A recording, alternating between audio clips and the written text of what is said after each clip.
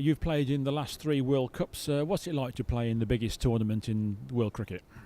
Yeah, it's an amazing experience to play in World Cups. I can't say that the 3 we played in, we were massively successful as we were in the ICC Trophy, but the fact that you get out there, you know, especially playing in the last one in Australia, and the first game against Australia at the MCG was quite a special environment. So I suppose for these guys now to have the opportunity to play in a World Cup at home, you know, it doesn't get much bigger than that.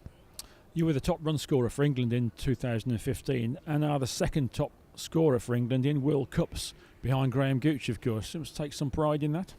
Yeah, I mean, like I said, I really enjoyed not the fact that I, played 100 Test matches for England, but I really enjoyed the white ball cricket and getting out there and opening the batting. And it's nice to reflect sometimes when you're right up there with some of the top run scorers in England and in World Cups. So it's a nice little thing to look back. I didn't know that, but it's nice to know.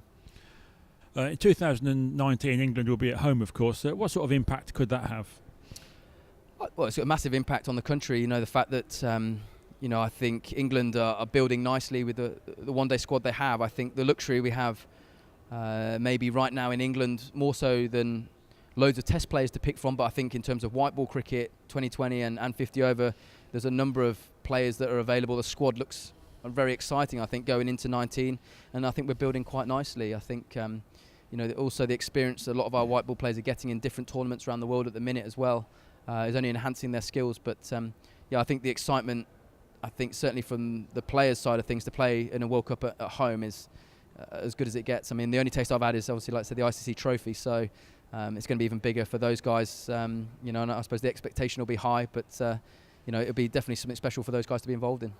Yes, England has hosted a couple of Champions Trophies, hasn't it, in recent years. In 2013, you played, of course, here at Edgbaston, 91 against the Aussies. That must have been a pretty special day.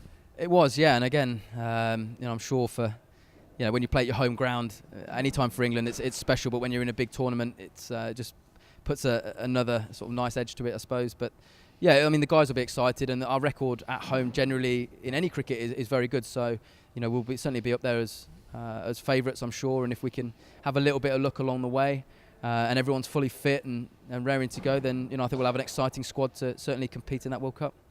Just going back a little further, in 1999 you were a 17-year-old on the brink of your first team debut for Warwickshire, and your recollections of the World Cup that year, Australia versus South Africa, and AD's famous run out in the semi-final at Edgbaston. Yeah, it was obviously a disappointing, I suppose, game for South Africa, and obviously with Warwickshire, we've got such an attachment to South Africa with Pollock and people like Donald and Brian McMillan who played for South Africa in those games. So it's obviously it was disappointing. It was an amazing game, and I suppose Warwickshire, or Edgbaston in particular, has a knack of hosting great games of cricket, whether it's Ashes cricket or one-day cricket. It's a special venue, so hopefully there's more to come when the World Cup comes around again.